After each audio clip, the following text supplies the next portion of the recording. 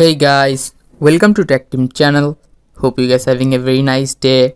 In this video, I'm gonna show you how can you install ChatGPT. So there is two way you can install ChatGPT in your device. At first, just go to your ChatGPT web browser.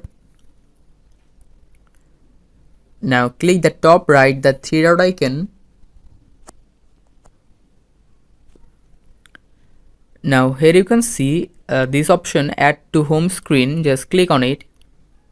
Now you can just add ChatGPT as your home screen and it will be like an app. Now here you can see this ChatGPT here. Now the other way is just go to your Play Store or App Store in your device, and in the top search bar search for ChatGPT. Now ChatGPT is like an app.